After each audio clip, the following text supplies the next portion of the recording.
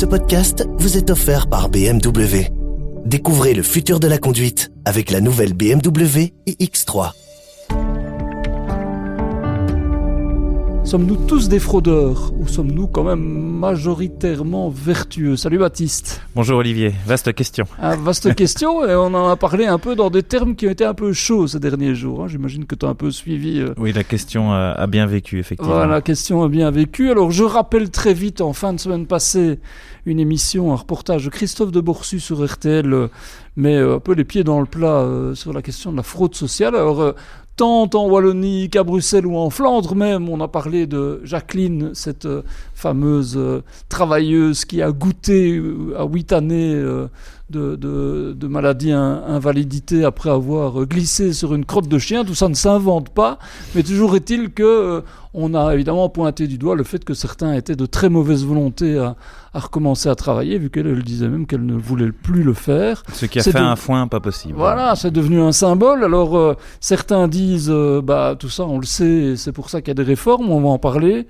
mais il y en a qui ont été choqués par le ton de cette émission qui était effectivement très stigmatisant d'une certaine manière, et donc il y a des suites. Il y a par exemple plus d'une centaine de plaintes qui ont été déposées devant le CSA, le Conseil supérieur de l'audiovisuel, donc pour quelque part dénoncer le manque de déontologie de ce reportage. Certains disant j'ai été interrogé mais on a retenu que ce qui accréditait la thèse. Les libéraux eux, se sont emparés du sujet en disant voilà, ça prouve notre thèse tant pour les réformes que pour le budget. Georges-Louis Boucher a dit augmenter les taxes pour ça, et c'est vrai que ça peut susciter l'indignation. Mais tu en penses quoi, toi? Mais attention, terrain glissant. Et pas qu'à cause de la crotte de chien. Non, tout à fait. Mais mon avis, en fait, c'est que quel que soit le bord politique finalement, et quelle que soit la teneur d'un reportage ou l'angle d'un article, ou même la ligne éditoriale d'un média, il faut faire le travail, on va dire, de manière honnête intellectuellement. Alors là, c'est justement ce qui est reproché à ce journaliste. Alors après, on va voir, parce que donc via ces plaintes, il y aura une enquête qui sera ouverte sur ce reportage. Le sujet a quand même été à l'ordre du jour aujourd'hui même à la Chambre ce jeudi. Donc on voit qu'il y a des suites. Mais voilà, donc qu'est-ce qui est reproché? Si ce journaliste a interrogé par exemple 100 personnes malades de longue durée, mais qu'il a retenu que les 5 cas problématiques, évidemment là on a un problème de déontologie, je pense. Après, j'amène une nuance à ma nuance. Est-ce qu'il faut pour autant se boucher les oreilles, se cacher les yeux par rapport à un phénomène connu et reconnu? Je pense que tout le monde autour de soi connaît des gens qui sont dans une fraude, qu'elle soit sociale ou de l'argent en noir ou quelque chose. Donc voilà, c'est un sujet qui me semble qu'il faut aborder. Après, il reste à savoir la manière. Voilà, toi, je sais que tu es plus remonté ou... Je suis remonté, c'est pas que je sois un fan du journalisme tranché, je suis d'accord avec toi sur le fait que dans l'absolu, on doit essayer de faire notre travail dans la nuance et dans le respect des positions et des différentes couleurs de gris pour donner une vraie vision de la vérité. Cela étant, on s'indigne ici un peu à bon compte de quelque chose qui ne va pas dans le sens qui est la tonalité générale. D'habitude, moi j'ai quand même déjà assisté à des débats, vu des reportages, des enquêtes, des investigations, y compris de journalistes qui sont vénérés, et qui ne sont pas toujours à charge et à décharge. On cherche souvent à accréditer une thèse. Donc voilà, moi je n'ai pas envie d'applaudir, mais j'ai envie de dire aussi, ça met les pieds dans le plat de quelque chose sur lequel il est urgent d'agir. Parce que sur le fond, quoi ? Sur le fond, on a un système social qui craque de toutes parts, ça c'est une réalité. Je veux dire, les dépenses sont bien plus importantes que les recettes. On a un modèle social qui est vraiment à maintenir à flot, et pour le moment on est loin du compte.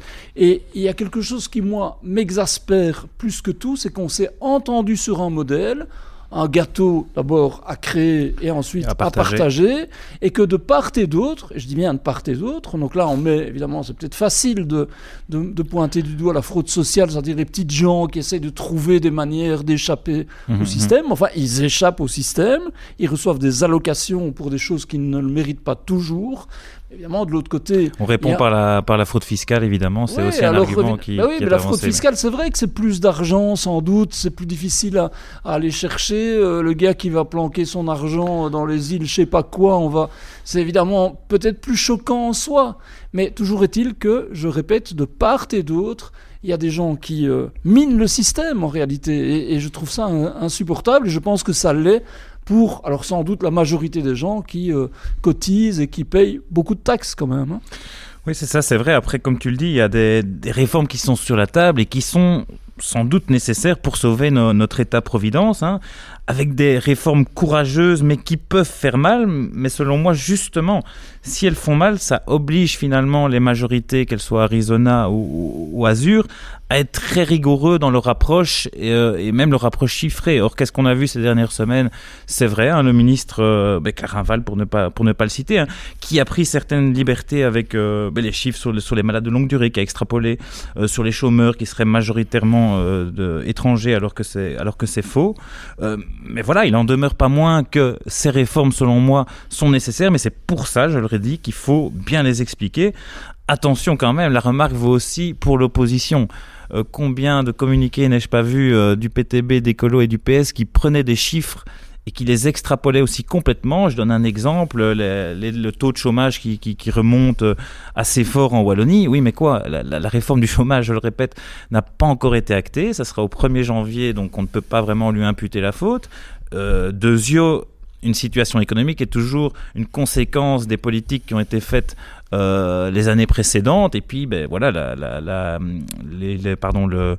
l'économie, la macroéconomie est ce qu'elle est, et donc on ne peut pas attribuer les chiffres de chômage au gouvernement actuel qui monte. Mais ce qui est sûr, c'est que on est dans une époque de polarisation, des polarisations qui se fondent parfois sur des approximations ou sur des petites phrases qui sont voulues, parce qu'il y a un certain nombre de cas où je pense que on lâche des choses parfois un peu excessives parce qu'on sait très bien que ça va toucher une cible, donc ça c'est sûr, et qu'on est peut-être dans ce registre-là, notamment par rapport à ce reportage, par rapport à ce que l'on en a fait ensuite, etc.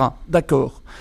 Cela étant, il y a des réformes à mener, il faut porter le fer dans la plaie, et là où effectivement ça peut être préjudiciable, c'est que je pense que ça devrait faire l'objet d'un nouveau pacte social. Je sais que le mot est parfois un peu galvaudé, mais ça veut dire quoi ? Ça veut dire qu'en fait le modèle tel qu'on le vit aujourd'hui, il a été créé après la Seconde Guerre mondiale, quand on était dans une période de croissance et de démographie galopante. Or aujourd'hui, 1, on n'a plus de croissance, ou pratiquement, on est autour de 1%, et 2, la population vieillit. C'est-à-dire que les paramètres ont complètement changé. Donc il faudrait qu'on revoie fondamentalement ce modèle social, et pour ça il faut être 2 pour danser le tango, comme toujours, c'est-à-dire soit le patronat et les syndicats, soit les libéraux et les socialistes. Je n'exclus pas les autres évidemment, en tout cas il faudrait une large assise sociétale. Alors c'est vrai qu'avec ce genre de moment on en est sans doute loin, mais ça illustre sans doute la profondeur du malaise, je pense.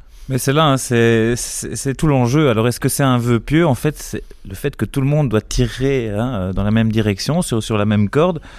Mais ça me fait penser un petit peu aux discussions actuellement au niveau budgétaire, et même à Bruxelles, par exemple, entre le PS et le MR qui sont incapables de se parler et de trouver des compromis. Et là, on a un petit peu la même chose au niveau de l'Arizona, où en fait, est-on encore capable de donner un trophée à l'adversaire, un trophée entre guillemets, est-on encore capable de faire des compromis ?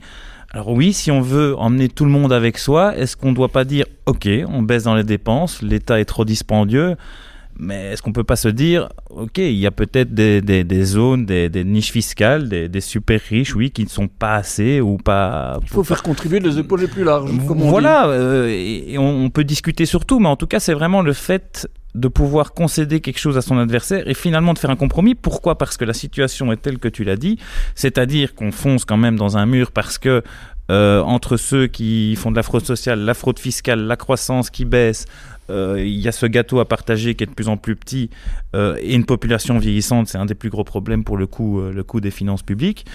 Donc à un moment, c'est trouver le plus petit dénominateur commun. Il devient de plus en plus difficile à prendre, à trouver. Oui, mais ça demande de la hauteur, tu vois.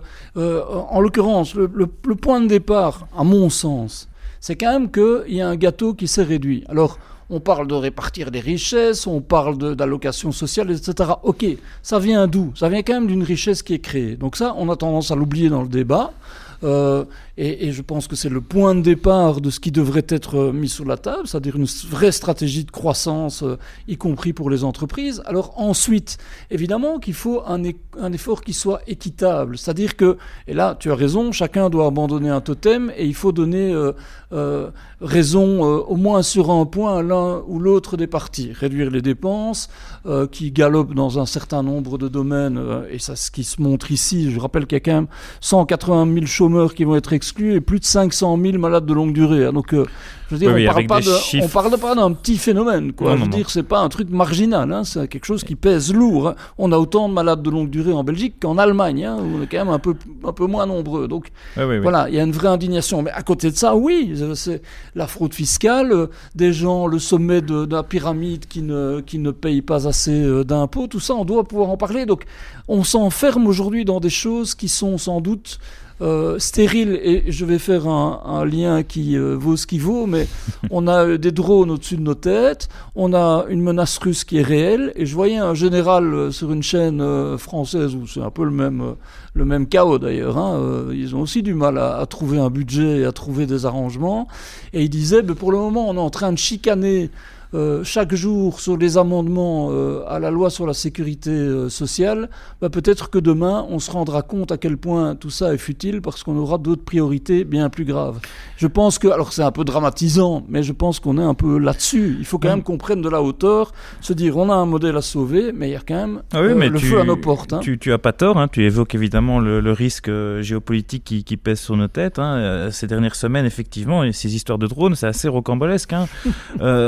Il faut quand même se dire qu'il y a des drones, donc lundi dernier, qui ont survolé une centrale nucléaire en Belgique. Ils n'ont ni été interceptés, mais il n'y a eu aucune réaction politique d'envergure, que ce soit du ministre de la Défense, du ministre de l'Intérieur, du Premier ministre. Donc on est dans ce monde-là où, en fait, effectivement, on se bat pour des pourcents de taxation pour gauche, mais il y a quand même des enjeux qui sont considérables en ce moment. D'ailleurs, ces discussions budgétaires amènent à un alourdissement de l'effort à trouver, de l'ordre de 1 milliard, alors qu'il faut trouver 10 milliards, soit dit en passant. Mais donc là, on en est à devoir demander l'aide à l'Allemagne, au Royaume-Uni et à la France pour protéger et surveiller notre ciel, alors qu'on a en fait une brigade anti-drone. À Zaventem, problème, on ne l'a pas appelé. Pourquoi ? Parce qu'on ne sait pas se coordonner entre la police fédérale et la défense. Donc, welcome in Belgium, j'ai envie de dire. Voilà. Tu sais, tout ce dont on parle là, ça me fait penser, je vais encore faire un lien qui vaut ce qui vaut, mais il fut un temps que tu n'as peut-être pas connu, alors tu étais plus jeune en tout cas, où l'affaire Dutroux a secoué quand même la Belgique dans tous les sens. À l'époque, on parlait de la police et de la justice, hein, c'était ça le nœud du problème. Et je me rappelle de cette notion que l'on ressortait tout le temps à l'époque, c'était l'estompement de la norme. Ça m'a frappé, ça. Et en fait, je trouve que l'estompement de la norme, il est là en permanence aujourd'hui. C'est-à-dire qu'on décide ensemble de normes, d'un système, de règles, et en fait, toujours, soit on cherche à y échapper, à trouver des manières de fuir, ou alors on ne parvient pas à le faire fonctionner. À l'époque, c'était police, gendarmerie, c'était ça. Il y avait plein d'éléments qui indiquaient la piste du trou, et en fait, on l'a pas vu. Oh, pardon, j'étais un peu fatigué, j'ai pas vu, j'ai pas parlé avec mon voisin.